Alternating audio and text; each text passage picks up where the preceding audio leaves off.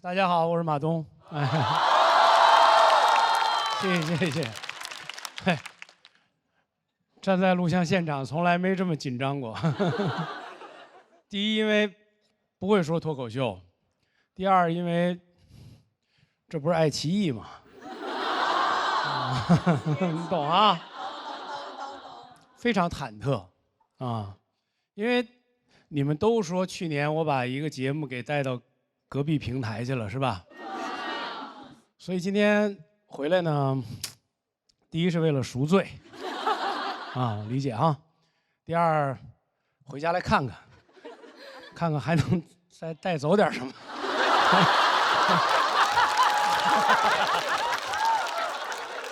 说实话，很想念，真的。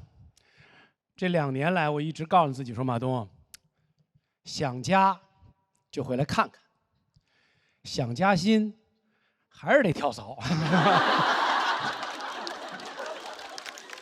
跳来跳去有用。你看我现在，我站在这儿，我现在身价都不一样了。今天往这儿一站，免费了吧？啊，敢找人家要钱吗？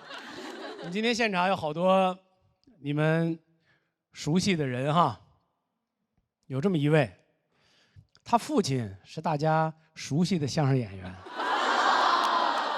他本人呢，从小就喜欢相声，不好好念书，就以为说相声的门槛没有那么高，怎么都能说。后来发现没那么容易，就无论怎么努力，都很难超过他父亲。那怎么办啊？就干点别的呗。干什么呢？干综艺呗，是吧？当评委呗。自己没有喜剧作品，就坐在那儿点评别人的喜剧作品呗。我这么一说，你们就知道是谁了，是吧？这谁呀？就是我呗。这个场上就是我跟郭麒麟有这个共同的特点，所以我们俩有好多体会是共通的。我不懂脱口秀。但是这个场上，我是懂郭麒麟的。郭麒麟现在真的很优秀，你看，演戏又演得好，然后情商又高，人又长得帅，多么优秀的年轻的老艺人。我觉得所有的演员都应该向郭麒麟学习，所有的喜剧演员都应该向郭麒麟学习，甚至所有从事笑的艺术的工作者，都应该向郭麒麟学习。你说心里话，郭德纲是不是应该向你学习？原生家庭的痛我们都有。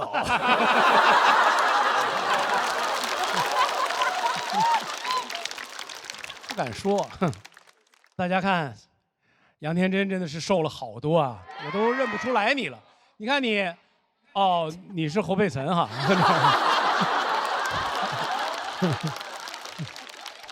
佩岑姐姐，我们是好朋友，今年特别棒，在浪姐那儿留下了好多高情商的名场面，我印象特深。她见着管乐的父母，一张嘴就是妈咪、爸爸，你们生了一个天使。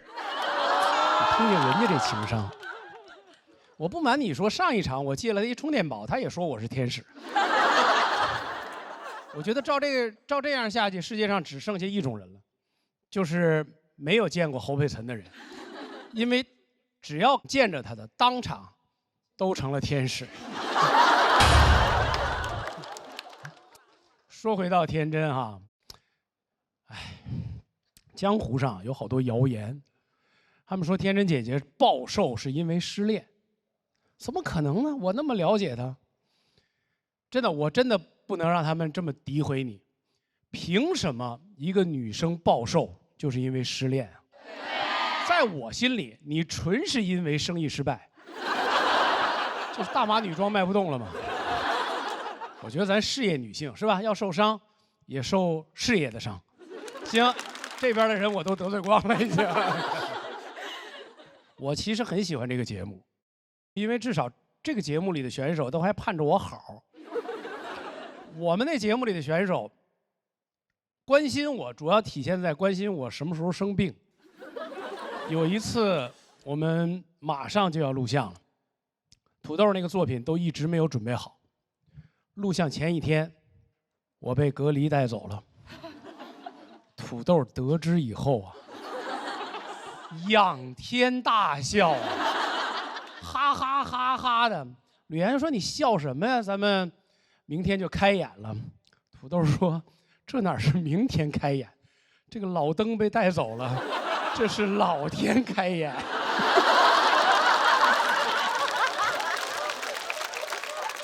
他们都管我们那儿叫喜剧监狱，其实哪有什么监狱，就是上班嘛，对不对？每天演员也是来我们这儿上班，跟这一样写稿子，创排、熬夜。我有时候看着他们那么辛苦，我真心里不是滋味。我就跟他们说：“我说，哎呀，我说你们这样真的太让人心疼了，要不然你们晚上加班的时候就别开空调了。”他们说热，我说嗨，就你们这作品质量，演着演着就凉了。其实我知道，在场的选手啊，都因为创作而感到焦虑和痛苦，然后老问说：“哎呀，我们怎么办呢？”你问我怎么办，这就叫活该。真的，因为是不？为什么？因为我们这个工作已经是世界上最幸福的工作之一了，每天在新鲜的创作。那如果你的作品在舞台上获得了观众的笑声和肯定，那是什么呀？也是活该。谢谢大家，我是马东。Hello， 大家好，我叫谢谢，然后，对，谢谢你。我在上海呢，叫 Thanks。我现在是一个大学在校生，所以今天给大家聊点年轻人的话题，咱们聊聊上坟。我18岁那年，我爷爷迁坟。然后我第一次去我爷爷那个新墓地上坟的时候，就发现我爷爷的墓地明显比周围的要大。我就问我爸为什么，我爸说因为咱家买了一个3代的墓地。我说哦，也就是说我太爷爷、太太爷爷都在里面呗。我爸说不，你爷爷是第1代。我当时都吓坏了，我说爸，咱俩今天还回家吗？我都特别怕他给我一句说来都来了。我说爸，咱不能在没苦硬吃和没福硬享之间选择没死硬埋吧。我爸就跟我说，我们只是买了3代的墓地，又没说必须现在用。我说哟爸，那你目光挺长远呢。我那年才18岁，没毕业，没工作，没车没房，有一块自己的墓地。我觉得人的一生很长，不应该18岁那年就找到人生的目的。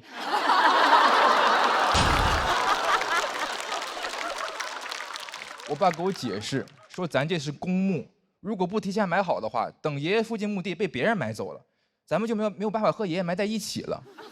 我说爸，如果没记错的话，爷爷活着的时候，咱都不跟他住一起。但没有办法，这个墓地就属于是买都买了。我就试图说服自己接受它，然后发现其实提前有个墓地确实挺好的，生活中的很多问题都有了答案。比如那天我妈给我打电话问我说：“你跟你爸死哪儿去了？”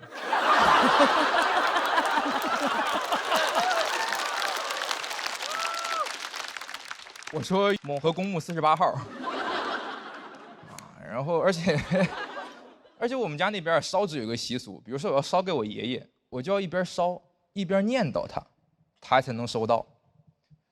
自从我知道那个墓地有我一份之后，每次烧纸念叨2句我爷爷，我就念叨1句自己。经过我的不懈努力，我现在个人总资产已经达到了阳间2500，阴间7600亿，存了一个死期。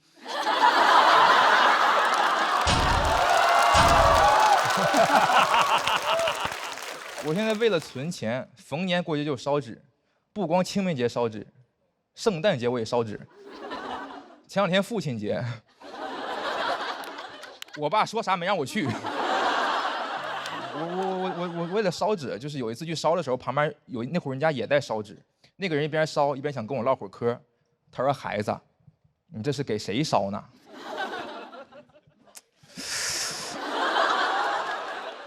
我说：“给我自己。”当场他脸就绿了，跟他手上那个玉皇大帝是一个颜色的。就那天吓得他往我这儿烧了2个亿。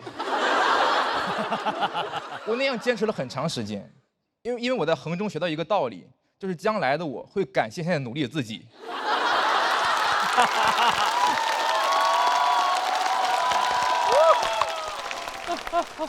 但我有点太努力了，我爷给我托梦了，他说别烧了，够了，下面都要通货膨胀了。我说爷爷给您烧你就收着呗。我爷说真不用，真不用。我说哎，给孩子的。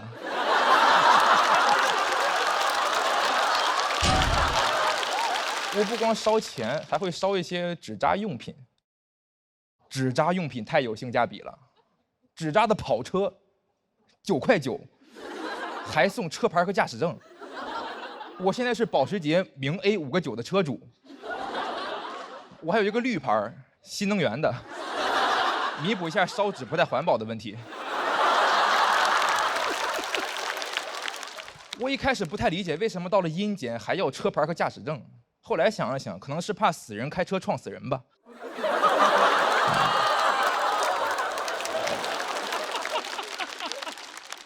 然后我做了这些准备以后，我现在就觉得，虽然活没活明白，但死我已经有着落了。我不羡慕有钱人，活着有钱，死了又带不走，死后有钱才真正的富有。生前你不理财，死后财不理你。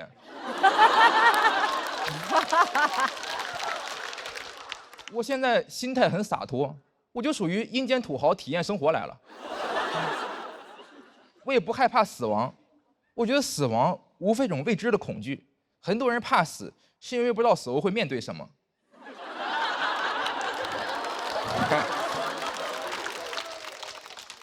我知道，巨额财产，我现在都在想早点下去。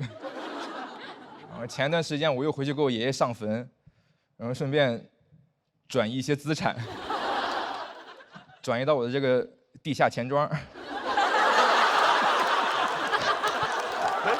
但我那次去的时候就发现，某河公墓的大门和围墙被拆了，门口竖着一个告示牌，上面写着河北省某河公墓涉嫌非法经营，即将被拆除。我当时的反应也是，他一个公墓，他能怎么非法经营？他是在坑里打隔断了吗？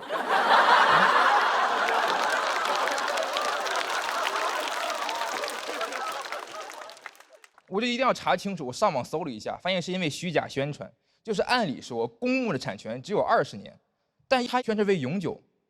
我觉得这就说得通了。要是知道产权只有20年的话，那谁会买3代的墓地呀？那话又说回来，为什么一个公墓的产权只有20年？20年以后，那骨灰咋办呢？怎么白发人化灰会挥发吗？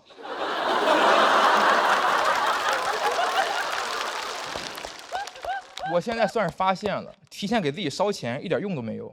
辛辛苦苦攒了那么多钱，现在告诉我金库要拆了，我也是没想到，年纪轻轻，人还在，坟没了。今天也是忠告大家，这理财有风险，烧钱需谨慎。那不说了，我要找下一个人生目的了。好，讲这，谢谢大家。哎，大家好，我是梁爷。哎呦，很开心啊，又来了。你看，现在观众也认识了，是吧？去年头一回来，大家都不认识，我也很紧张。我去年来之前，我还问了问我妈，我说我要去上海比赛，有没有什么要嘱咐的？我妈说啊，到人家那儿啊，少说话，早点回来。我说也可以不去啊，也可以不去。哎，但是你别说，做到了是吧？很快就走了啊。确实啊，家里边也一堆事儿。去年我也讲了，家里边呢还有2个小朋友，是吧？哥哥大了，那妹妹还小，还要请个阿姨帮忙照顾。就很困扰啊。我媳妇儿就觉得选不好，我就劝我说你随便选一个，不合适我们就换。我媳妇儿说我啊不行，我看人不准。啊，是那意思吗？看人不准，骂人挺脏。我说你这样，你就选一个有经验的。他说不行，有经验的都油，爱偷懒儿。我说那你找一新手。他说新手啊不行，带不好。我说那你找一岁数大的。他说不行，岁数大都干不动。哎呦，我说你找一年轻的。他说你要干什么呀？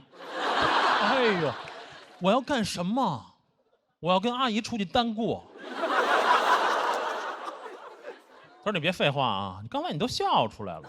我说我这是苦笑，我还笑出来，不小心不小心啊。选不好，其实我也能理解，是吧？你家里突然来个外人，又照顾孩子，总是不放心啊。后来我也选烦了，我说干脆别选了，就让我妈来就完了。我媳妇说：“哎，选好了，选好了。”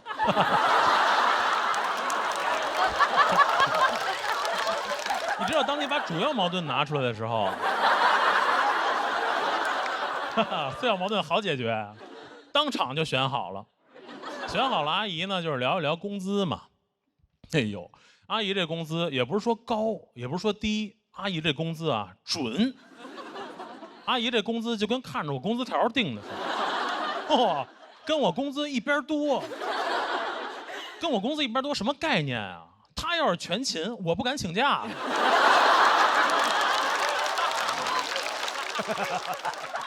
其实关于阿姨这工资啊，我想过，你比如说我一个月我挣好多啊，我就不差阿姨这点工资。我一个月2000，我自己辞职当阿姨。现在他一样。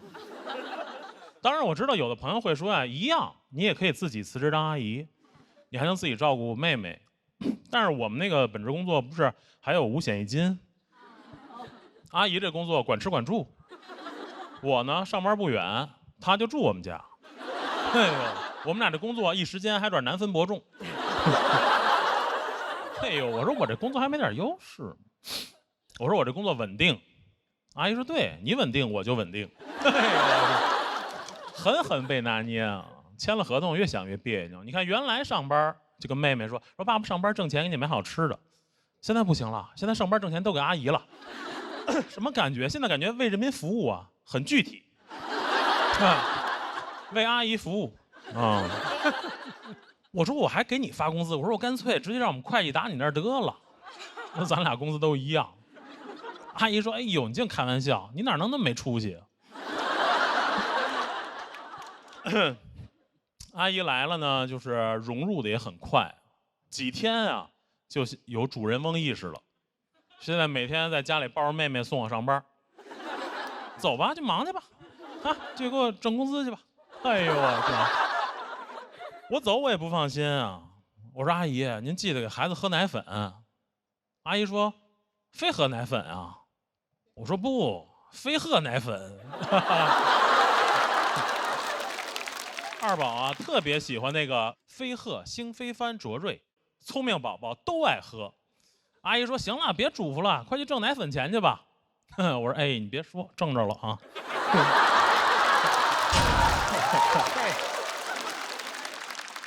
下班回家就赶紧抱妹妹，我这边抱着妹妹，阿姨就拉我聊天，说你看看还是闺女好吧，将来老了还是得闺女照顾你。我跟你说，儿子都指不上。我说阿姨您别这么说。阿姨说嗨，我有分寸，你儿子不在我这么说。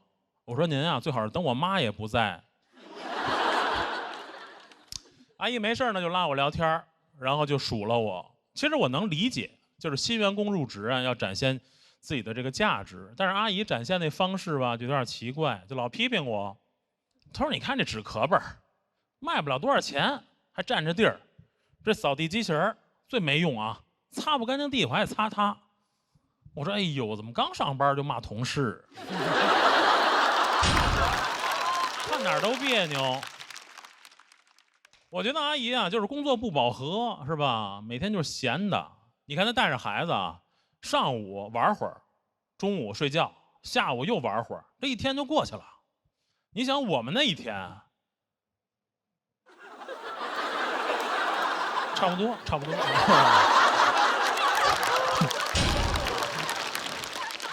难怪工资一样多哈。我说阿姨不行，干脆你上我那儿上班就得了啊，反正工资都一样。阿姨说：“哎呦，你净开玩笑，我哪干得着你那活儿啊？”哎呦，我说您别说啊，差不多。我在单位伺候领导，您在家照顾孩子，没事儿呢哄哄他，有事儿给他擦屁股。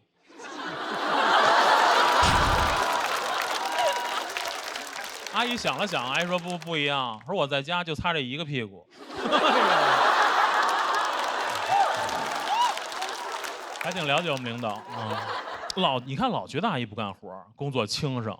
前一段呢，阿姨啊老家亲戚结婚，请假回老家，她请假回老家，我请年假回家当阿姨，要保持一个收支平衡。你看阿姨一走，我就发现了这活啊什么都是这样，看着简单，其实还是非常累啊。每天照顾孩子又得干家务，天天盼着阿姨回来。我这边盼着阿姨回来，我扭头一想啊，我也一个礼拜没上班，单位是不是也很想我呀？礼拜一上班，我说怎么样，朋友们，上个礼拜都顺利吗？我们同事说啊，你上礼拜没来啊？我这一礼拜没去，没发现。我扭头回家呢，就跟我媳妇儿吐槽，我说你说像话吗？哎，一个礼拜没上班，我们单位同事没发现。我媳妇说啊，你今天上班去了？谢谢大家，我是梁燕。大家好，我是杨蒙恩。真的很开心回来录节目，因为我现在真的发现，还是脱口秀的舞台最适合我。因为只有在脱口秀的舞台上，才会有人觉得我帅。不，你们现在说不觉得有点晚了吗？是吧？不是图你们这个。你们有人知道我前2年客串了个仙侠剧吗？如果你们知道，你们就假装不知道好不好？如果你们不知道的话，你们永远不要知道了。那个剧其实一点也不火，但它真的给我造成了很大的伤害。因为那个剧上的唯一一个热搜还跟我有关，叫“才发现杨蒙恩这么难看”。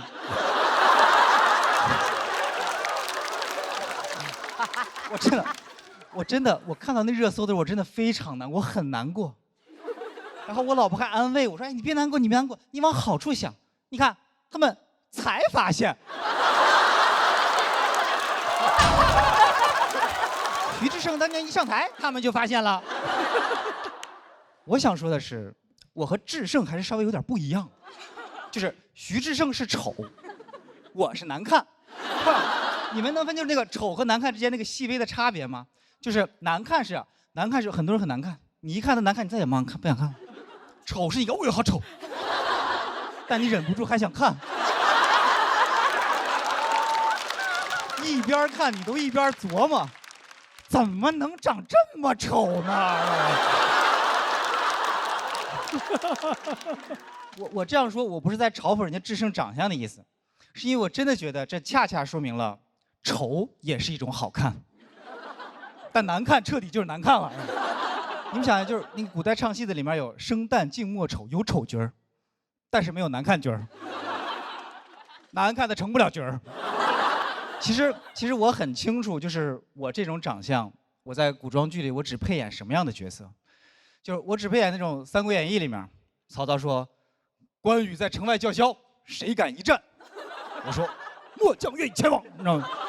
然后下一个镜头就关羽提着我的手机回去了，你知道吗？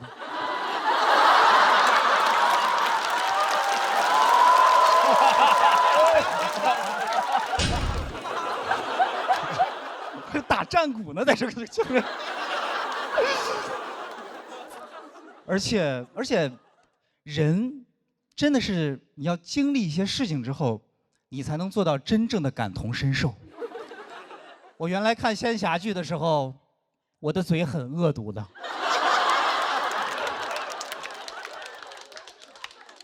但凡那个男主角脸长了一点，我盯着手机我就骂。我说你个丑货啊！你修仙光修下巴呀，是吧？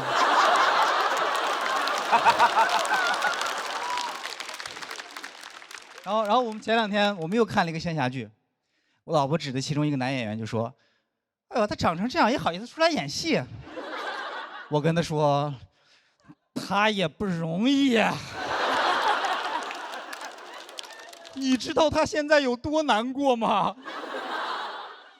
他怎么知道上了电视之后那么难看呀？从小到大，他的妈妈也一定一直叫他大帅哥。真的，没有一个仙侠剧啊，不是，他是没有一个母亲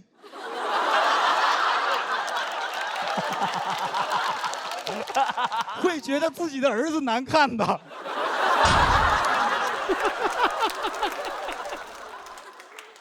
但那个仙侠剧把我妈击穿了。我妈看的那个热搜，从愤怒到妥协，只用了3句话。第一句是：“哎，现在网友说话怎么这么难听呀？”第2句是：“我们多帅，那我们多帅。”第3句是：“这个妆好像就是有点问题啊。”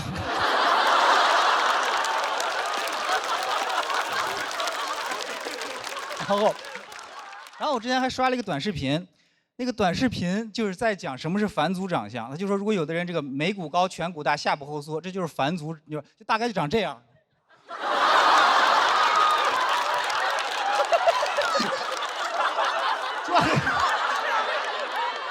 你们都看得见？是，这有什么好啊？你没见过山顶洞人是吧？这。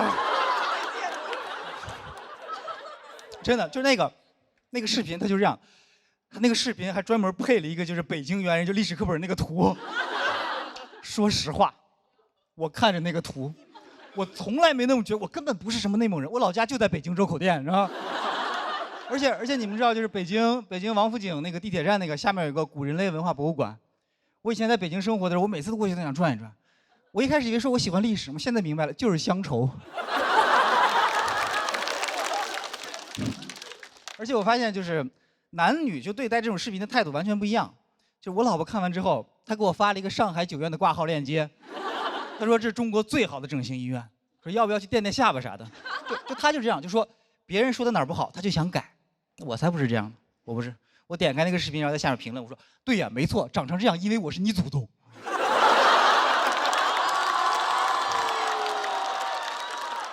你知道，就是其实我这么生气，也不光是因为他说我长得返祖，是因为那个视频的标题是“警惕”。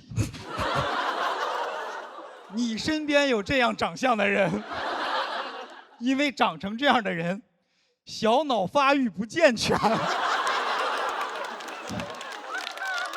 所以他冲动、易怒、会报复，然后后面跟了一堆杀人犯的照片，就是他就是对我这种长相的一个全方位的否定，就是说我这种人就是长得差，小脑差，脾气还差，我感觉我就是徐志胜小佳和翟佳宁的结合体。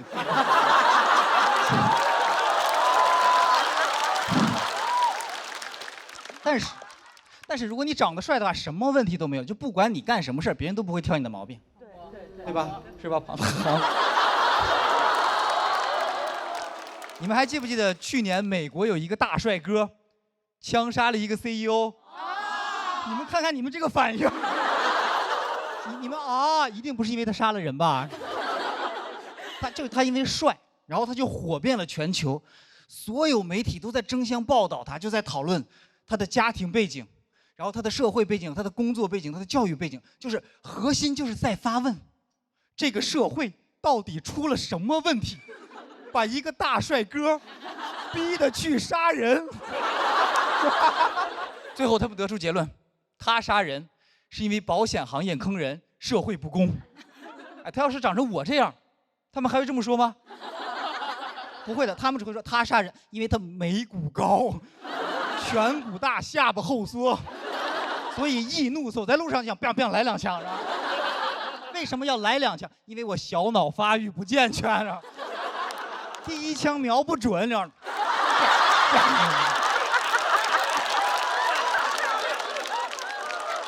根本不会有人在乎我是不是有什么难言之隐，也不会有人讨论我的 OOTD。我的照片只会被那些自媒体截图做成短视频，然后标题是“警惕你身边有这样长相的人。谢谢大家，我是杨文。好，大家好，我是唐湘玉。还是脱口秀的舞台好啊！我也不敢演线下剧了，现在。那张照片不会突然出现吧？特别压力特别大，最近因为一直在比赛嘛，我确实还是压力挺大的。我就去刷我上一季的高光时刻，解压，压力更大了。因为有一条视频点赞特别高，但热评第一，你们知道是什么吗？是有人放了一张我的丑照，没有比杨哥那张好多少。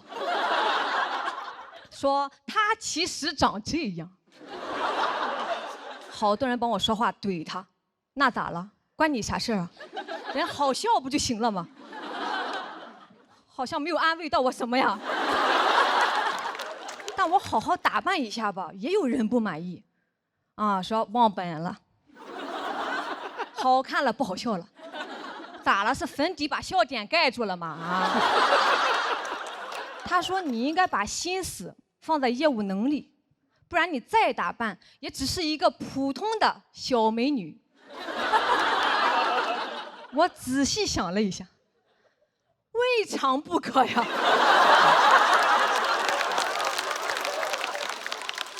这有啥不满足的呢？以后再说我先叫我小美女唐湘玉，你个小美女。没有，我没有这么洒脱。谁能保证可以一直好笑呢？我肯定会越来越美的呀。我觉得不行，得找找别的出路了。我就想办法去报名了今年的浪姐。啥呀？我又没去。啥呀？去面试了啊，面得非常好，表演了一段唱跳。导演说我太好笑了，又问我还有什么优势，我说我愿意照顾别人，情绪稳定，情商高。侯佩岑你们知道吧？难分伯仲啊。当时气氛也特别好，我出来他们还在笑，我就知道稳了，炸场了吗？这不是？开开心心回来等通知。为了这个，我一场演出都没有接，专心准备出舞台。准备的是《漂洋过海来看你》，我和南瓜的定情曲。这是我的暖宝宝，不是卫生巾啊。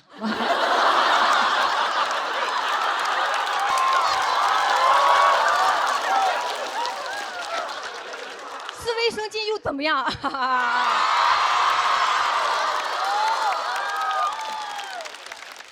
拿在手里了啊！南瓜不要担心我，我能挺住。就漂洋过海来看你，南瓜当时还说呢，说最近咋没见到你呀？我心想你以后更见不到我了，我要去浪了，漂洋过海来看我吧。相当膨胀，甚至爱奇艺咱们节目第2季，人来问我的时候，我还说那个先等一等吧，我最近喜欢吃芒果。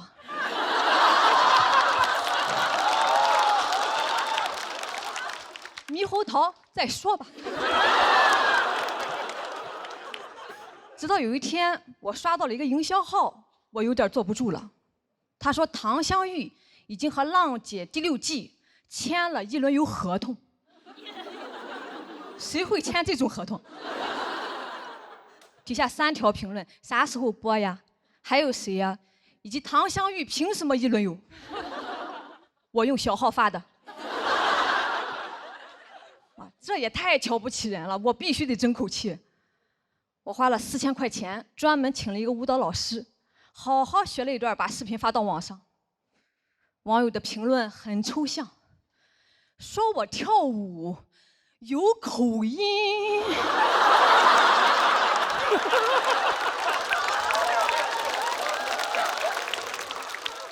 跳舞怎么有口音啊？俺是山东的。山东淄博的，说我的那个魏舞跳出了山东人的铮铮铁骨。当然了，也有夸我多才多艺的，问我什么时候学的手语。我不语，只一味喂我。老师说，你找一面墙，用胸腹胯依次去顶它，你就学会了。我做了几个，怎么说呢？快爬上去了。不是魏武，是壁虎。你说这可怎么办呀？肯定选不上了。老师说选上了可怎么办呀？不会还找我吧？啊？你这边笑的也太过分了，纯嘲笑呀！我只能安慰自己啊，我说哎，就算咱这方面确实是有不足，但万一呢？万一人家就是需要一个废物。成长线才好看嘛，那谁想看那种上来就唱得好、跳得好的呀？你想看吗？啊，小点声吧，小点声吧啊！别再说话了啊！一直忐忑的等到了大年初8，我刷到了路透，人家已经开始录了，都快1公了，我还在村里吃席呢。一轮游不是得去吗？但我的判断也不是完全错的，至少佩岑姐选上了。心里很失落的还是哦，就好想被人坚定的选择呀。我想了想，我很少被坚定的选择。我大学的时候去找兼职，有一个做礼仪的活儿，我很好心，我还叫上我2个舍友一起去。那个中介看了看我们仨，跟我说他俩留下，你可以先回去了。我舍友都懵了，怎么你也是中介呀？啊？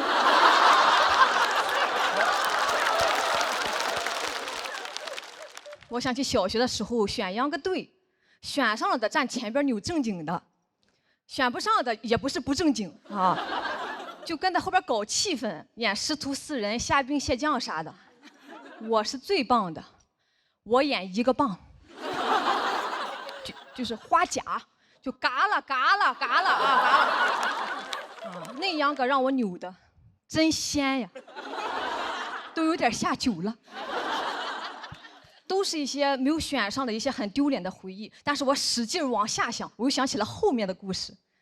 那个礼仪的活儿，最后我没走，我争取留下当了观众，给人鼓掌，还挣了50块钱。那个让我演嘎了啊，我也好好演了，我背着壳扭1晚上，我都累瘫了。大家说快看那个嘎了，好像快嘎了。选不上是很丢脸，但脸又算什么呢？你捡起来继续冲就是了。所以我赶紧联系了爱奇艺，再给我一次机会吧，还是猕猴桃有营养啊！因为泰戈尔也说过，如果你因为错过太阳而哭泣，那么你也将错过《喜剧之王》单口季。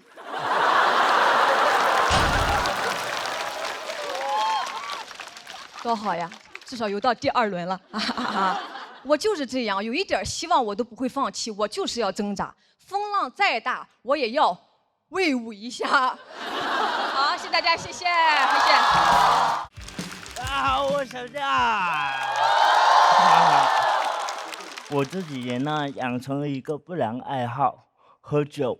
对，当然我不是因为喝酒才这样的，好吧？我小脑健全的好吗？因为前段时间有个营销号拿着我的照片，然后说过量饮酒会导致脑瘫，而且那个照片还是我流口水的照片。我把它发给我的演员朋友，求他们别喝了，一个赛道容不下2个脑瘫。我是上大学才开始学会喝酒的，然后我舍友也夸我酒量真好。喝再多都跟平时一样，开什么玩笑？我喝多了比平时更灵活，好吗？我真的没有在搞笑，是这样。我这个呢是神经系统的疾病，然后喝多了酒精会麻痹神经，神经就会忘掉自己有病。我上次喝到一半，然后有个酒瓶从桌上掉下来。我2只手没接住，2只脚接住啊！只有神经病才知道里面的门道有多深。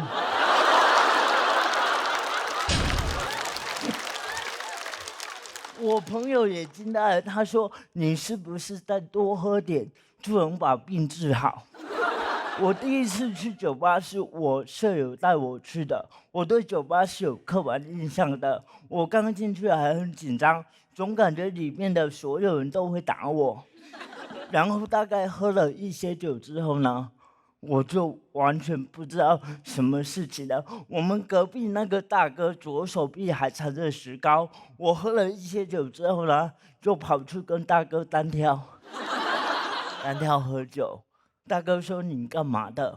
我说：“没看出来吗？老子练体育的。”大哥说：“你是不是被铅球砸成这样了？”这些事情呢，都是我舍友第二天告诉我的。他说这都不可怕，最可怕是我摸着大哥的石膏，说本来想跟你玩15-20的，现在只能15-15啦。大哥脸都黑了，问我舍友我是不是在社会上被打成这样了。我爸年轻的时候也特别爱喝酒，喝多了就跟我妈吵架。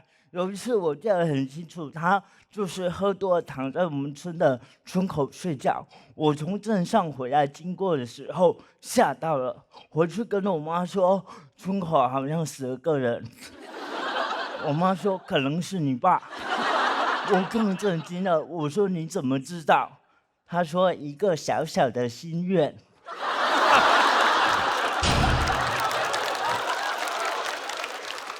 我说妈，别这样说，也太不吉利了。他说我是真的担心你爸喝酒会伤身体，而且我给他买了很多保险，受益人都写的是你的名字。从那之后，我跟我爸喝酒都不知道怎么说敬酒词，我不能说恭喜发财，感觉怪怪的，更不敢说爸走一个。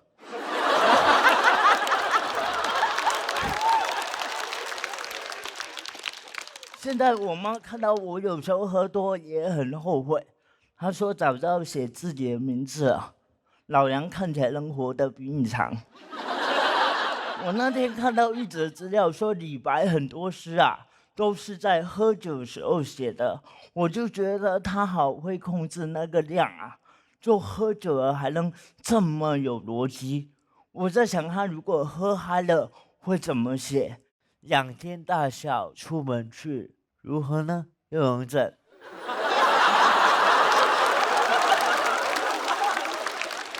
我知道这个梗很尴尬，但是朋友们，你不觉得这样写更显得李白很洒脱吗？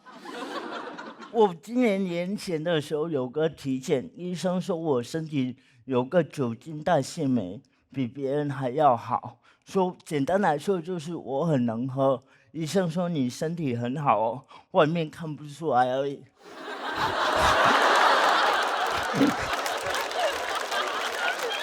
你就感觉上帝为我关上一扇门的同时，给我开了一箱酒。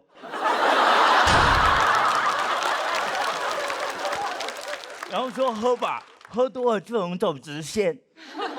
我这2年很少喝多了，我上次喝多是在上海街头跟一个很久不见的朋友边走路边喝，然后喝到实在走不动，就躺在一个马路牙子。我突然理解了那年躺在村口的我爸，这次死了2个人。我很感慨，我觉得长大之后很多事情都变了，我就觉得很感慨。然后我看着我朋友，我说欲买桂花同载酒，终不是少年游。我朋友沉默啊，他说你说的对，我们去买点桂花酒吧。谢谢大家。大家好，我是英宁。哎，哈哈，我呢是一个东北女人。巧了，我妈也是。她的人生信条就4个字：不服就干。只要我一不服，她就干我。小的时候让我长个儿，让我长个大个儿。跟大家解释一下，我爸就1.69米，我妈1.5米。对，东北不仅有 I 人，也有矮人。但是他呢，希望我长到1.75米，每天让我拽单杠。大家现在看出来我这个个儿还是1.6米，个儿没怎么长，但是我这个胳膊呀，我1.6米的个儿，但我的臂展是1.65米。小时候做课间操，老师说大臂向前看，结果啪就插人嘎叽窝里了。老师说死平就啪扇出去2个嘴巴子，伸手就打笑脸人。不瞒大家，我这个胳膊伸手就是2.1米，也没什么用。唯一的用处就是走在路上看到那种突然想空气投篮的那种男生，先上去给他一个盖帽。有时候真的想想啊，这个故事真的挺讽刺的，因为大家想想，胳膊是什么位置？胳膊是人体骨骼当中唯一跟身高没有关系的部位。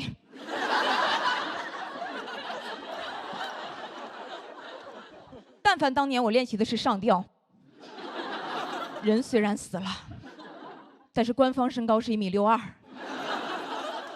我妈这个人，她不仅不服生物学，非生物的也不服。我记得我刚毕业那年就不想再管家里要钱了，但是北漂嘛，你租房子图便宜，哼。大家租过凶宅吗？没有想到吧？这里还有死亡话题。当时那个中介还跟我说呢，说女士，您现在站在窗户边的这个位置，就是上一个住户跳下去的位置。我当时把我吓死了，我说难怪便宜呢啊，遇上了跳楼价了。我妈一听什么凶宅，根本不服，说妈觉得这个房子它应该不是一个凶宅，因为那个人站在这儿的时候还是活着的。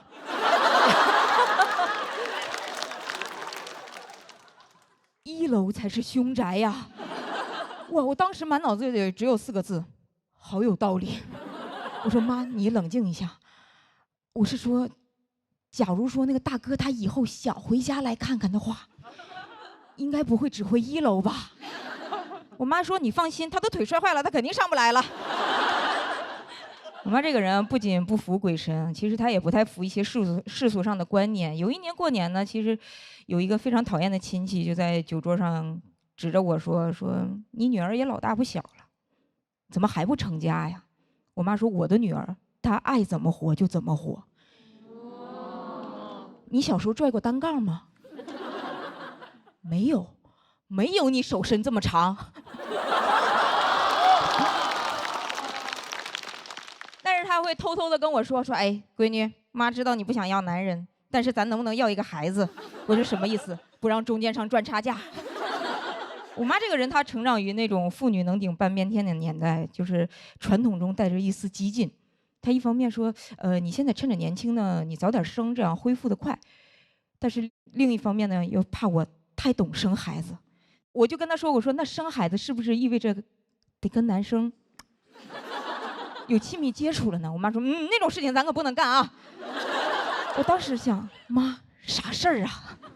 为什么说我妈这个人，她人生有不服输的精神呢？因为前几年，她怀孕了。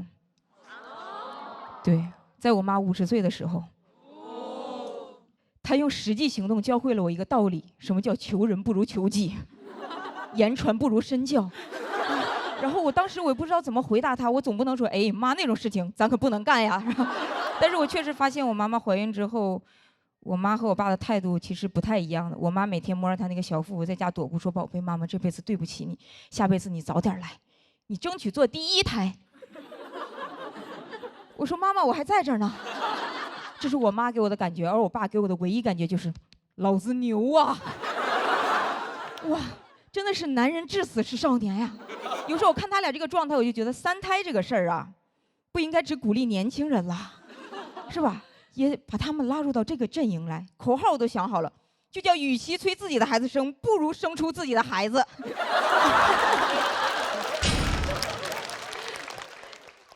但我妈催生她也不是为了一些世俗上的观念，她就是怕我现在不生老了吃苦，又怕我现在生现在就吃苦。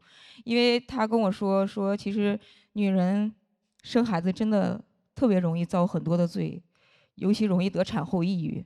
他就说他当年就得过，他说我们那个时候哪知道这是病啊，都以为刚生的孩子太丑了，丑的让人想死。他说我当时抱了你第一下都不是说这像谁呀，而是说这像话吗？我还关心他，我说那你难受吗？我妈说咋不难受？当时周围的阿姨天天就想跳楼。我说那你呢？他说我还行，我就是想把你扔下楼。我说妈，你是不是那个时候就想过1楼才是凶宅？我妈确实就这么一路不服，一路硬扛，走到了今天。她前年退休了，现在呢，每天在家健身，已经拥有了4块腹肌，然后现在每天在学英语，准备在备考雅思。就像所有突然失业的年轻人一样。但是他这种精神也一直鼓励着我，就像比赛之前他跟我说，比赛那玩意儿咱就干呗，管他输赢呢，听妈的，咱谁也不服。你就记住一句话，妈妈永远爱你。谢谢大家，我是英宁。大家好，我是宋万博。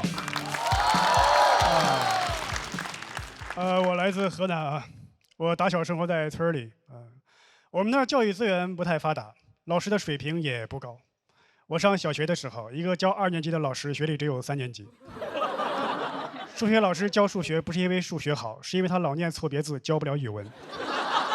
他给我们讲应用题，说这个骨缸它有2个水管放水，浴缸。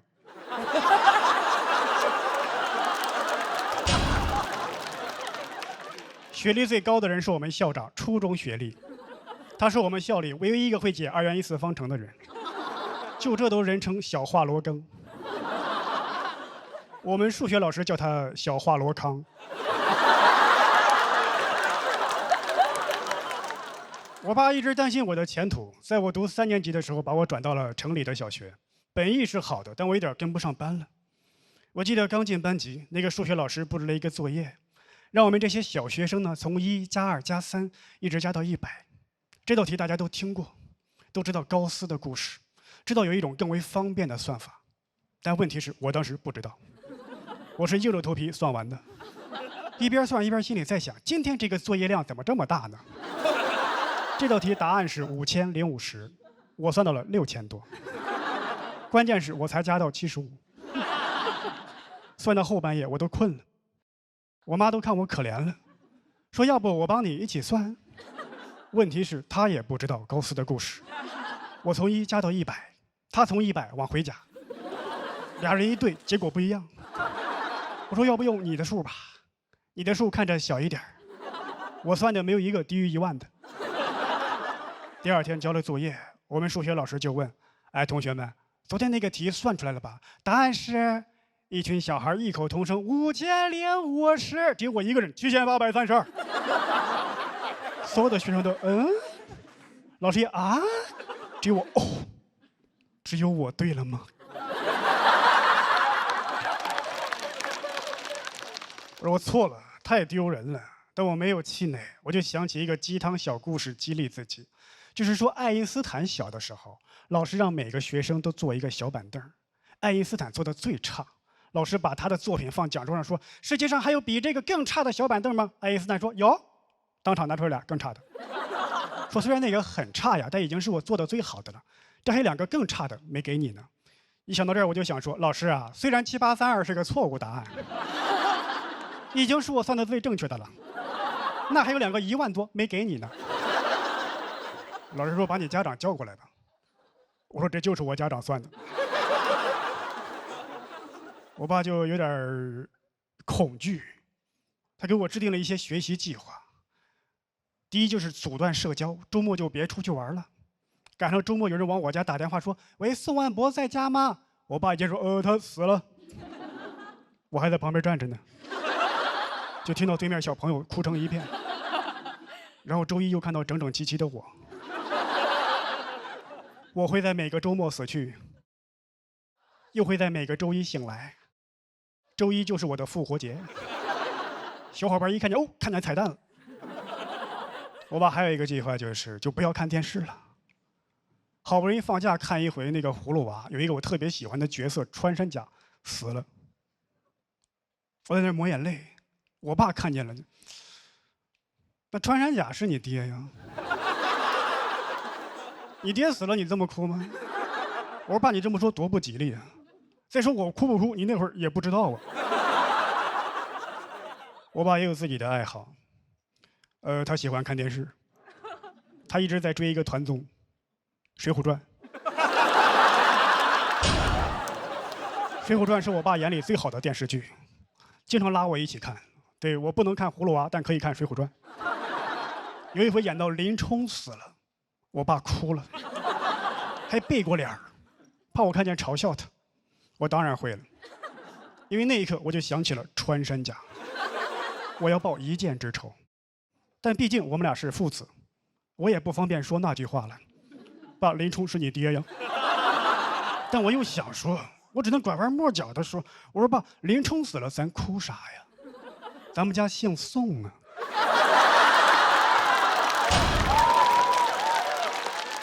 宋江死了，咱再哭啊。好歹咱本家呀。你哭了也算祭祖了。这个梗在我们河南是要天打雷劈的，全国最传统的省份之一，仅次于山东。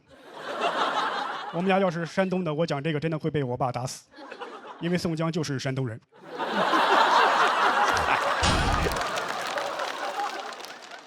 但我爸对我都这么努力了，我学习成绩也不好，因为我没有努力。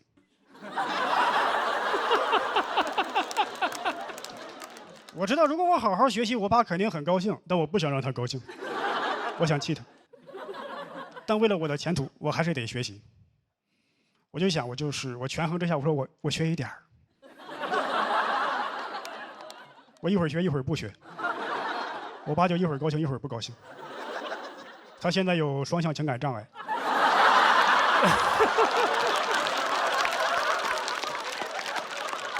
最后从小学读到了初中，读到高中，还是参加完高考。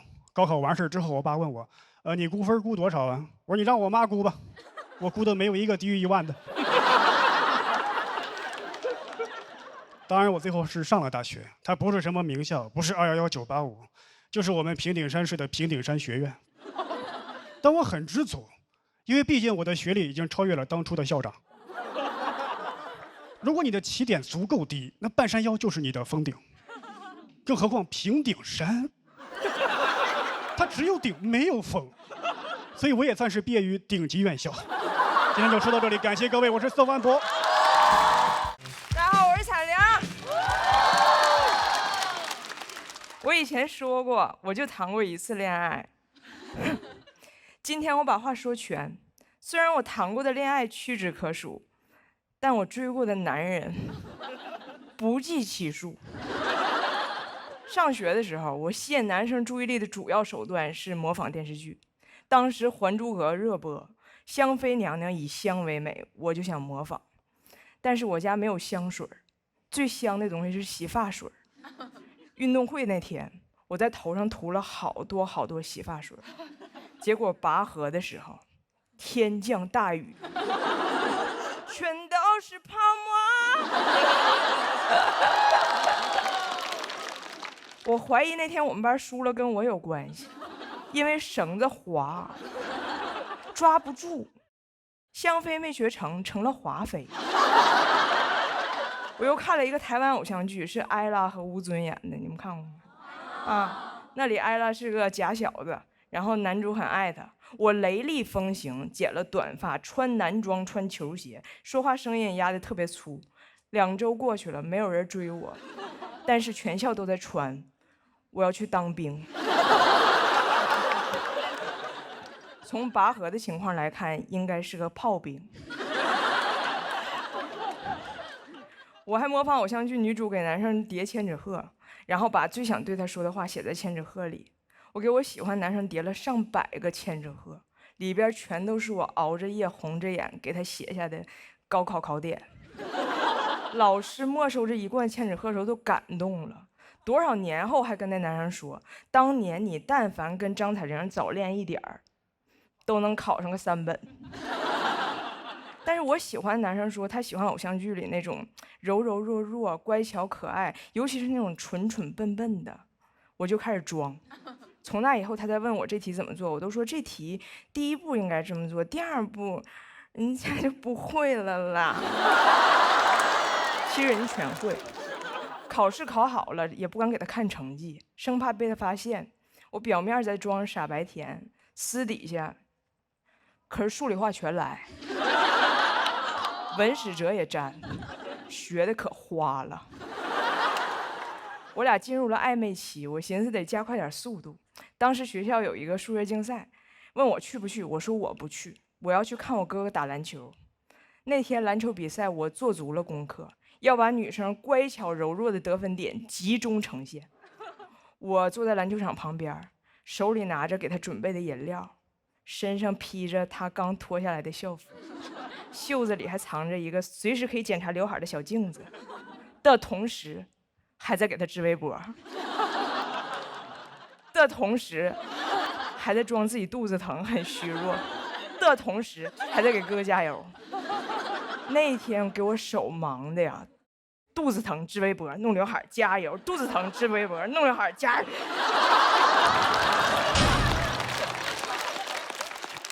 裁判都震惊了，说这学校挺好，比赛还配了一个聋哑解说员。后来我发现我们班那天参加数学比赛的同学获了奖，可以申请高考加分，给我后悔的呀。我就在想，我为啥一直在装弱？就是因为这些剧给我洗脑，让我永远在幻想被一个男人征服，就是被征服。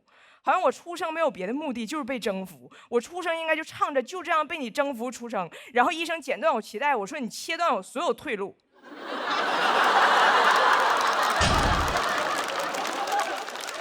哎，这些剧到底是怎么给我洗的脑？那天我回家一打开电视，正好是一场经典的偶像剧征服大戏《强吻》。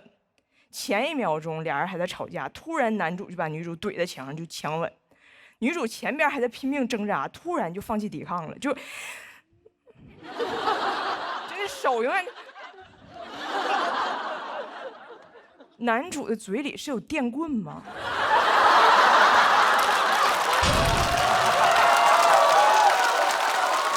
霸总的嘴要是这么好用，还要警察干啥呀？巴黎街头发生暴乱，警方都不出动警力。就派去几个霸总，龙傲天、顾北辰、道明寺，把这个局面给我稳住。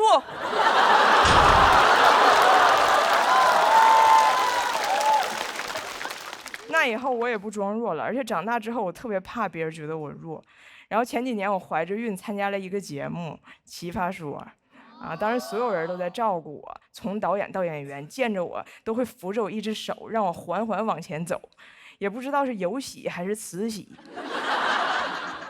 我只是怀孕，我又不是黑灯。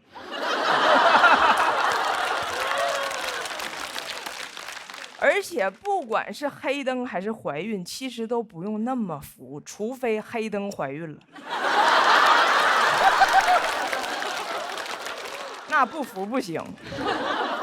比赛开始了，我的队友还跟节目组说今天啊情况特殊，我们当然都是正常站着辩论，但是彩铃是坐辩。但是辩论这东西它坐辩根本就使不上劲儿，他们也是好心，就是怕我万一有啥意外再升在台上，我站起来给我摁下去，我站起来给我摁下去。我想告诉他们，就这个动作啊最容易生出来。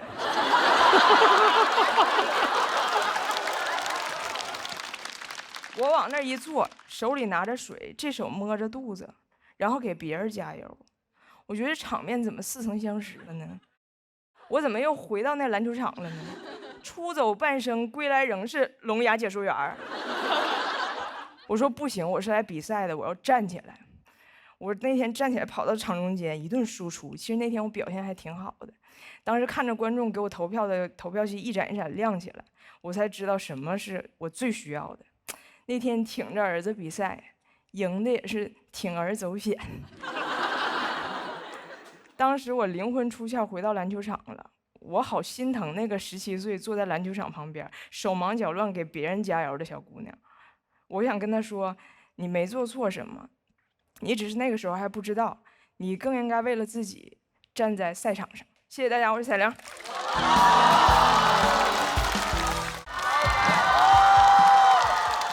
Hello， 大家好，我是小北。太棒了，朋友们！知道现在几点了吗？凌晨2点啊，凌晨2点啊，很嗨哈。好巧不巧，去年呢，我有一轮次也是凌晨2点上台，当时非常困啊，非常困。不仅我很累，观众也很累。我记得我当时在舞台上表演呢，这不搞笑呢，在这幽默呢。我余光一瞟，第一排有观众眼睛已经闭上了。我当时特别想给他个大嘴巴子。我说大哥，你醒一醒啊！一会儿还投票呢，你还把眼睛闭上了，黑灯还没闭眼睛呢。我闭上了，你没看见。哎，确实也是录了好几年节目了，有种感受，朋友们，我感觉每次录这种节目都很考验人性，真的。一般都是这种 PK 环节嘛，啊，每次 PK 的时候我心情都很复杂，就是每次 PK 我那个人在前面讲的时候，每次讲的好笑吧，我笑不出来；每次讲的不好笑吧，我怕自己笑太大声，你知道吧？朋友们，录节目一定要做好表情管理，真的啊！去年录完之后，我回家看了一遍节目啊，当时有个选手在上面表演的时候，切到了个付航的镜头，付航当时比较严肃嘛，就面无表情地看这个演员，当时飘起个弹幕说：“付航的底色好悲凉啊。”有一次刘洋在上面表演，我也是面无表情这样看着他，飘起个弹幕说：“小北有啥不服的啊？”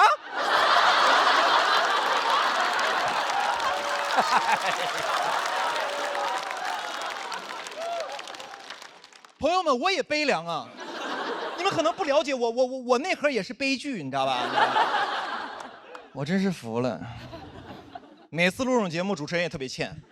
每次一个人表演完之后，然后说那个谁不服啊 ，PK 一下，梆站起几个人，主持人特别欠。主持人要 Q 一个问题：你今天为什么选择这位选手 PK 呢？大家就开始编一些莫名其妙的理由，因为我们都是北京的演员。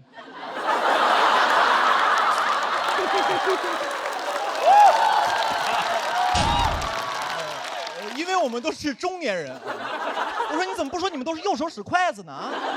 就没人说实话吗？你这站说实话不就完了吗？你今天为什么选择他？直接站来说，因为我觉得他不好笑。我觉得我能赢。他就是之前几年上过几年节目，有点观众缘什么的。当时终于明白为什么这么多人 PK 我了。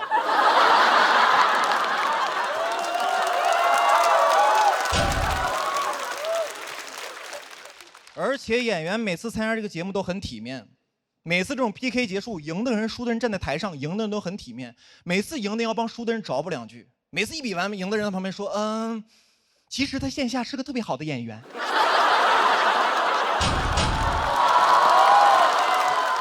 这段我看过，其实线下演出特别炸。今天可能是因为紧张嘛，没有表现好，希望大家多多去线下支持他，多去线下看他。我当时坐旁边，朋友们，我心想，可不得去线下看的吗？线上撩路，不被你这个王八蛋堵死了吗？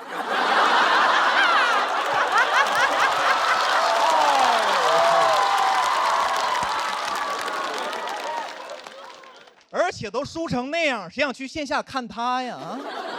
不都想看你吗？我就没有见过哪个观众脑回路特别惊奇的。看完一个综艺之后，在那想，哎呀，与其线下看看呼兰，不如试一试姜子浩呢。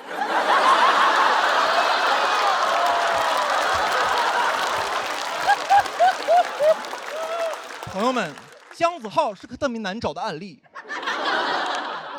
有名气不搞笑。不是你们是不是觉得我太刻薄了？其实没有，我跟姜子浩私底下是特别好的朋友，你知道吗？真的，他那段我看过，其实线下演出特别炸，你知道吧？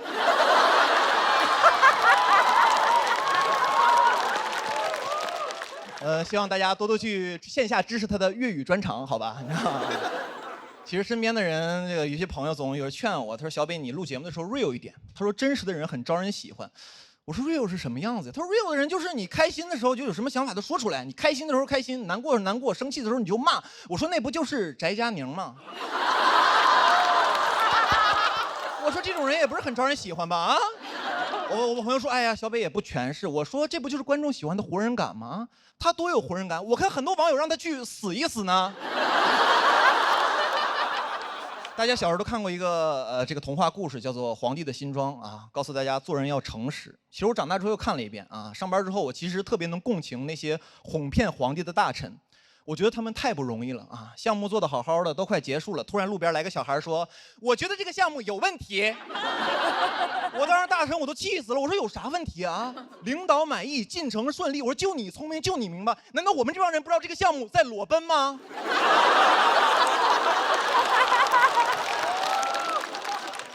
我之前也接过一些台前的工作啊，就是给一些歌手比比划划、评头论足，有点像现在的气氛组，就是。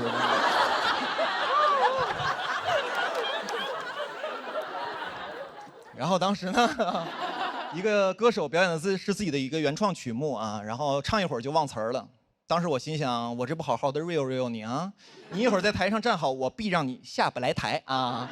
但是当他表演完结束之后啊，所有的导师和明星都在安慰他、鼓励他。我说不对呀，我说这哥们儿身上有点东西啊，他身上有皇帝的新装啊。我当时脑海中跟走马灯一样，你知道吧？走过了好多前辈的身影，什么柯以敏啊、丁太升啊。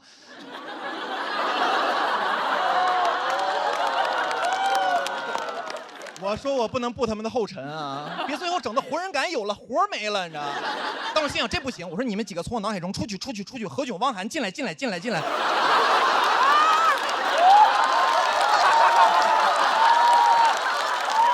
时我就这么评价的，我说哥们儿，我觉得你这个说唱真不错，很有态度，我很喜欢，我尤其喜欢中间那段留白。朋友们，说实话，我觉得这2年这个网上特别喜欢劝大家 real 啊。去年经常在一个网上看一个标题，就是说什么00后整顿职场，写的内容大差不差，说这个00后在这职场里干得不开心不舒服，就骂领导一顿，说老子不干了，然后就走了。但是我看完，我觉得哦，确实挺过瘾的。后续呢？后续你怎么不写了？00后整顿职场，回去之后被房东整顿，吃糠咽菜睡桥洞，然后被城管整顿。到了那个桥洞那儿碰到很多大爷，问大爷你们是怎么来这儿的？大爷说，哎呀，小伙子，我们是90年代整顿职场那帮人啊。年轻人，咱们就先别聊什么整顿职场了，聊聊明天去哪儿整顿饭吃啊。我觉得这帮写文章的人特别坏，天天鼓励00后整顿职场，骂领导。我说你为啥不骂呀？啊，是因为你有家庭吗？这帮人真的特别欠。这帮人是哪种人？朋友们，这帮人特别像在职场里，但凡你干得不舒服，有个人在你耳边说，这你能忍？这要我忍不了，咬他啊！朋友们，最后我想说 ，real 的事儿啊，就让我们脱口秀演员干就可以了。我呢就不劝大家在职场 real 了，我祝大家在职场 rich。谢谢大家，我是小北，谢谢。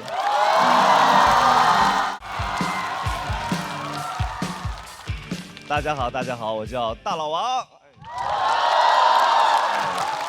聊大老王。我现在已经不上班了，那你发现不上班跟上班比，最大的好处就是不上班。网上管我们这种行业叫自由职业了，对吧？自由职业是我认为一个很有意思，它是一个反义词，很矛盾，自由和职业。上次听到类似词是调休、小长假。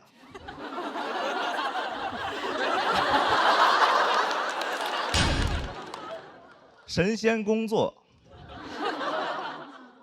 小北冠军。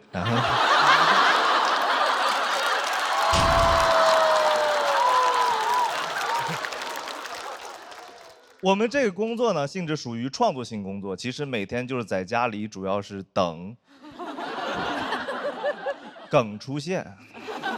我很羡慕农民伯伯工作，春种秋收，一份耕耘一份收获。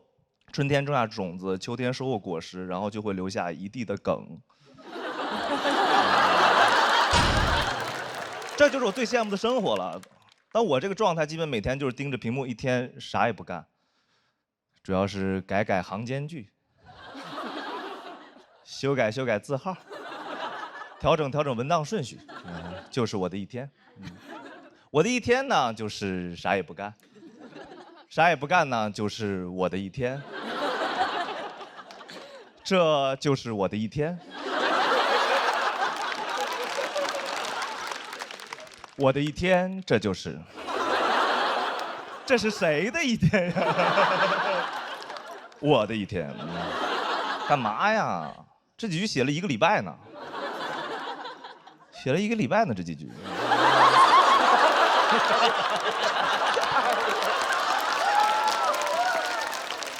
在家自己控制自己是一件很难的事情，对吧？你在家里越认真工作，对家里别的事情注意力就越集中。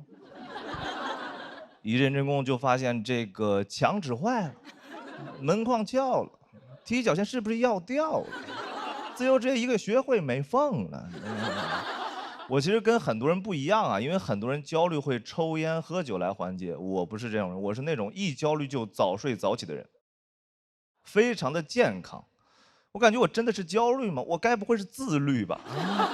感觉我是那种可以健健康康的焦虑到80岁的人，就是那种每天起来都我烦死了，但我不死。焦虑我看不着小红书上那种很积极的人，什么25岁重启人生一切都不算晚，26岁重启人生一切都不算晚，27岁重启人生一切都不算晚。我一年一年的搜，你知道吗？我最高搜到70岁重启人生一切不算，我真崩溃了。我说70岁还不晚吗，大爷啊？一点积累都没有吗？70岁重启那不重生了吗？我不知道你们有没有看过重启人生的帖子啊，就是去旅游的。重启人生去丽江，重启人生去昆明，重启人生去大理，就去云南重启。啊，云南网不好，感觉云南是游戏里的复活点。到云南就兄弟可不敢再往南走了，再往南就不重启，那就关机了。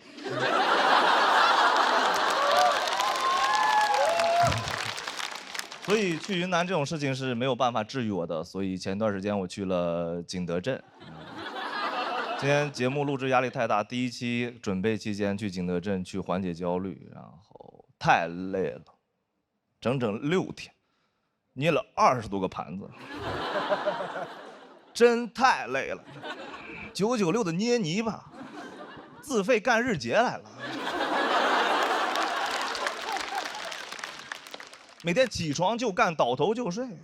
我说是重启人生还是劳动改造来的呀？景德镇基本上全是来重启人生的。我们班有一位裸辞来学词的一位北京来的词，太帅了有点儿。裸辞来学词，丢了饭碗来做饭碗，每天都是吃不上饭了，还在那儿忙活呢，空腹有氧。放松之余还要学个技能。This is China。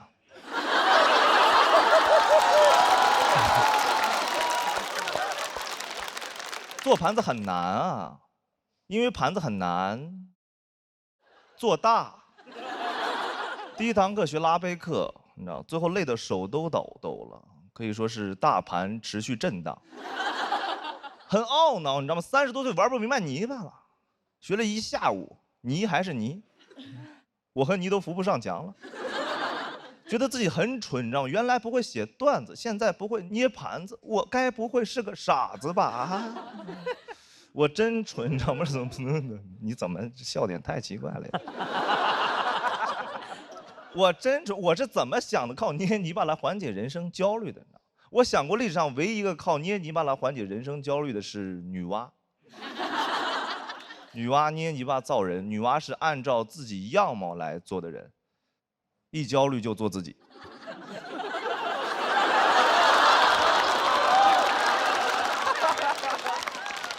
感觉女娲是会发小红书的那种人，上班就能玩泥巴，真是一份神仙工作。女娲这工作应该挺焦虑的，因为女娲的主业是补天，每天一起床都有一个天大的窟窿等着她。女娲很无辜，女娲纯背锅。凭什么共工统的天女娲来补？招谁惹谁了？你说女娲每天会不会看着那个天非常的绝望？说，哎，如果这个天要是行间距就好了，能修改字号把它挡上吗？能把别的天复制粘贴到这儿吗？这是谁的天？女娲补的天。这是谁的天？这是我的一天。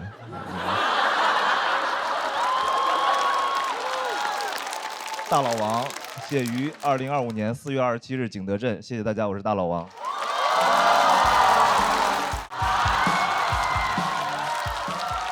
大家好，我是庞颖。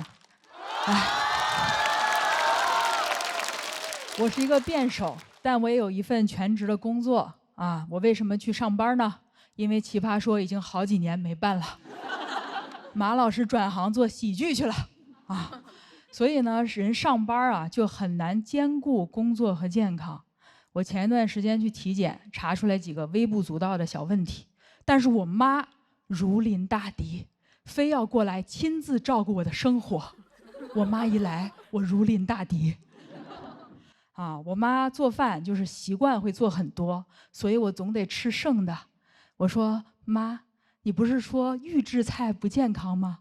剩菜热一热不也是预制菜吗？啊，有些朋友可能觉得我挺矫情的，吃点昨天的剩菜怎么了？问题是它不是昨天的剩菜，它是昨天就叫剩菜了。我妈呢就说外面的预制菜不好，因为你不知道它放了多久。我们家的知道。米粉肉是前年过年的，粽子是去年端午的。我妈劝我吃他们的理由跟相亲差不多，她虽然不怎么样，但知根知底啊。我妈呢就是希望我活得自律一点。我从小就比较胖，总有人觉得呢胖就等于不自律，但是我不同意啊。虽然有些人觉得坚决不吃不健康的东西叫自律，但是我认为坚持不吃不好吃的东西才叫自律。同意吧？有人说呢，不对，自律呀，你必须得约束自己的欲望。那我也挺自律的呀，我多么想买房都没有去抢银行。又有人说，规律的生活就叫自律，这也不对啊。偶尔出轨叫放纵，每个月定期出轨一次就叫自律。其实我不是不在乎自己的健康，但是打工人太累了，很难兼顾工作和健康。我有一份全职的工作啊，是真的全职的工作。我加班加的最严重的时候，我一周工作过超过100个小时。我为什么没有管理身材？那是因为我在忙着管理自己的人生啊。我也想同时拥有谷爱凌的身体、董明珠的事业，还有马斯克的繁殖能力啊！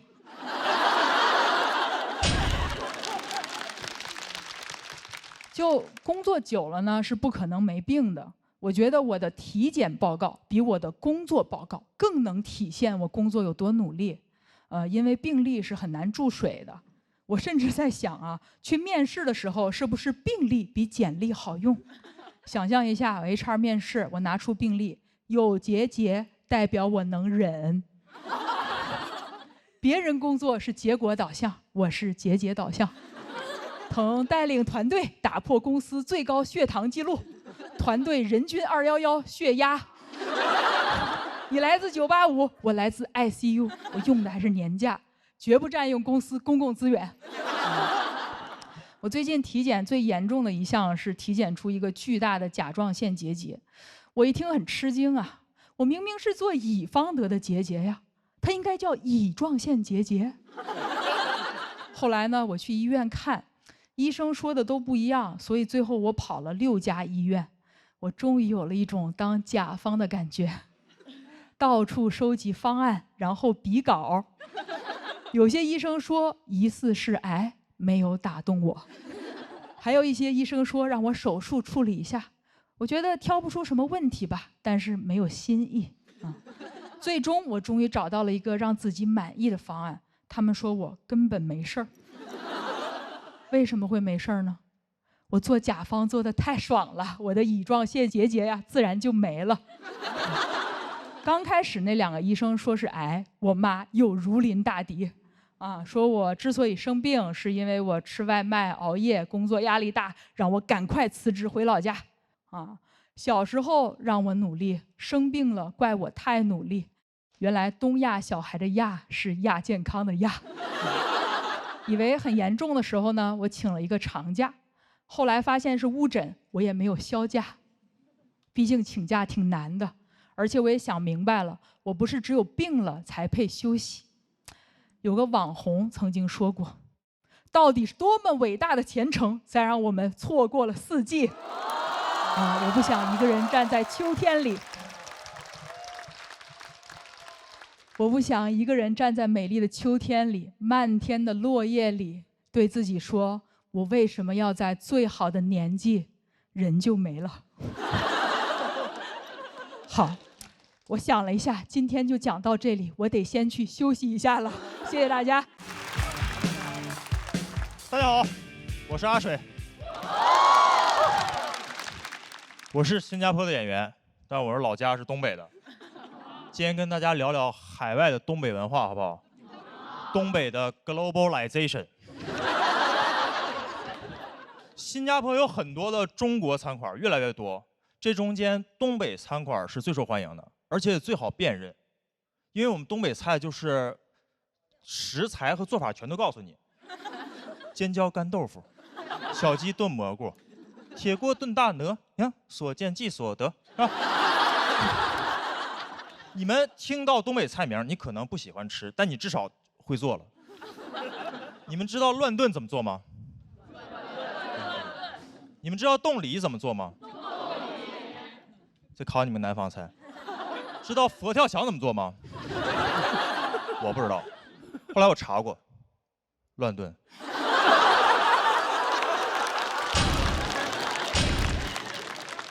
我在东北长大，习惯了在菜名里找那个食材和做法。我刚到新加坡的时候，有的菜名是靠猜的。我站在新加坡餐厅里一抬头，沙爹，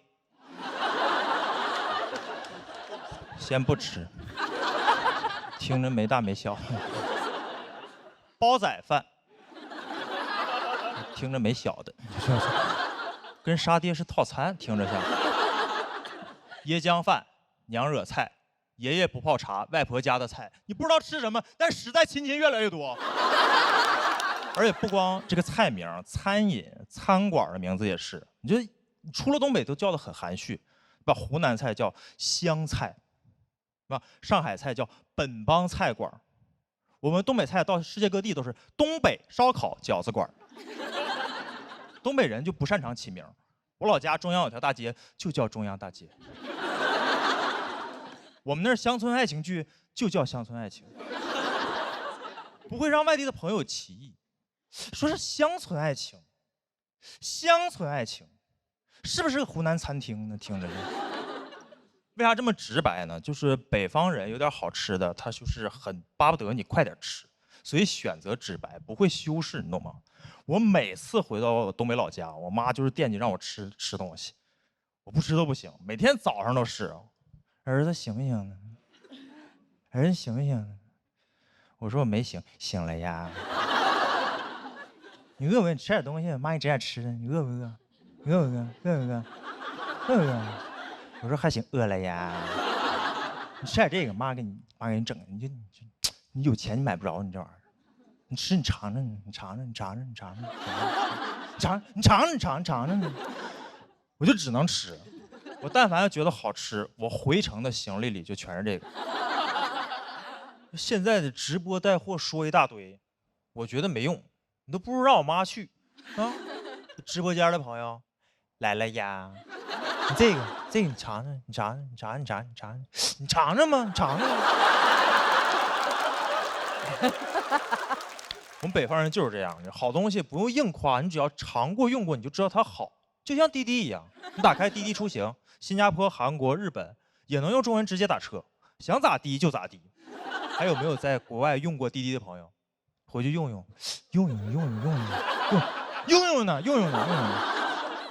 哎，东北人就是擅长这种直给啊，他不光吃的，都是恋爱综艺或者恋爱节目，他也是很直给的。不像现在你们看那种普通的综艺，是吧？单身的地狱，结完婚的惦记离，要离赶紧离。一离10好几集，磨叽。你看我们东北老年人综艺，你上来大爷大妈刚一见面，那大妈说：“那你各方还行啊？”那大爷说：“我都行啊，是吧？”哎，这好综艺，大家回去看看啊，东北看看。哎，关于爱情，东北就是有的时候会过于松弛。我不知道大家听过那个乡村爱情的主题曲叫《谁是我的新郎》。这也太松弛了吧，都已经落到新郎了，不知道谁是新郎。我每次听这歌都有画面感，我每次听这歌都感觉是彩玲姐唱的，对面站5个小北，你说谁是我的新郎？啊？就是那种松弛。我把这个歌也给我的印度朋友听，我一直在想这个新郎是谁，直到我在新加坡给印度朋友听，我那印度朋友说，我们印度有首歌叫《新娘嫁人了，新郎不是我》。这两歌不光歌名能对上，这俩歌好像是一起写的，就都能一起唱。我知道这个时间点唱歌有点奇怪，但是你知道北方人有的时候有点好东西啊。你听听呢，听听。谁是我的新郎？当当当当当当当当当，嘿，别再让我东张西望啊！啊，那苦力猴呀，谁是我的新郎？几米几米几米几米，谁是我的新郎？啊，嫁！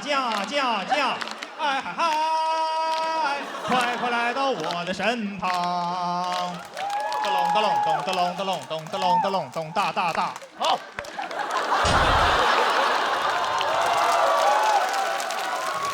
就用这种大家祝大家婚姻幸福，爱情甜蜜，常来东北。我是来自新加坡的阿水，谢谢大家，我是阿水。谢谢。好，大家辛苦了。我是南瓜，大家还认识我吗？认识，确实。这半年减了60多斤，变化比较大啊。对，现在很多人见了我都要愣一下，他说你好像是南瓜，但感觉跟南瓜不一样了啊。我说我现在是贝贝南瓜。这半年确实减的挺多了，跟去年完全是判若两人，已经不再是去年那个胖胖的吹唢呐的南瓜了。减肥减得太狠了，肺活量都减小了，唢呐都吹不响了。所以我今年就去开发了新的才艺，我去学习爵士舞了。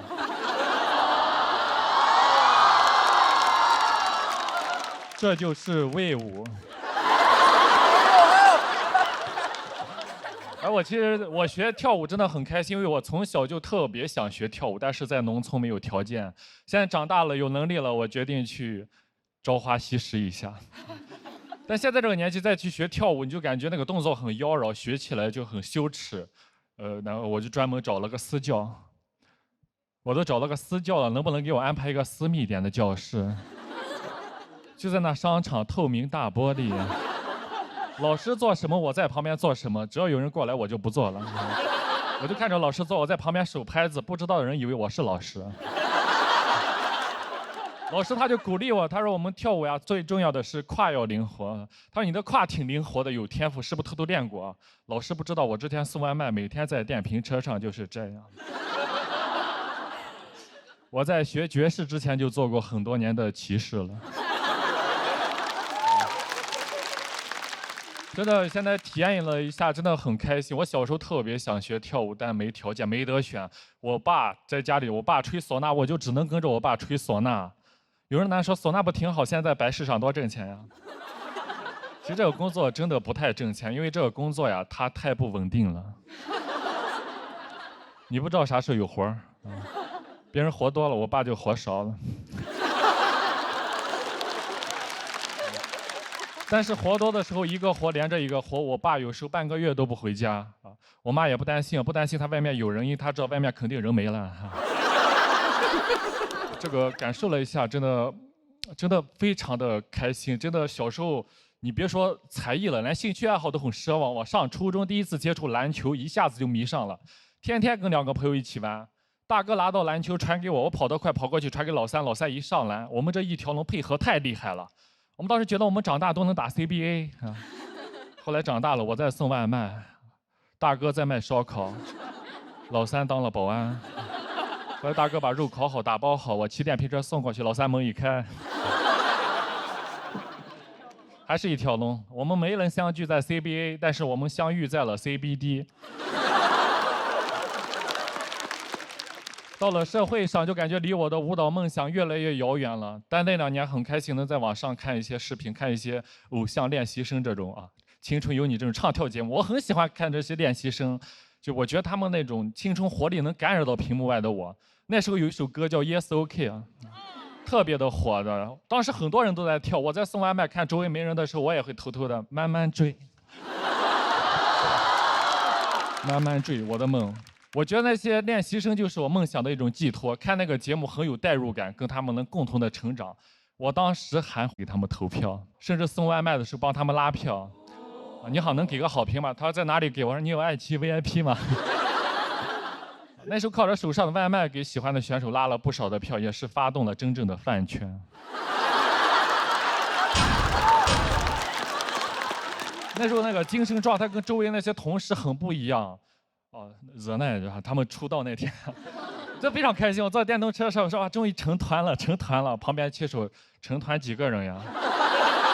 我说9个人，他9个人，那你送得过来吗？他们不理解我，他们觉得我是个异类，他们甚至还嘲讽我。他说你天天看那玩意有啥意义吗？有啥意义吗？你也去报名，你也去青城游，你也去报名参加。我说算了吧，咱别斗了，我能去爱奇艺，我去爱奇艺搞笑嘛。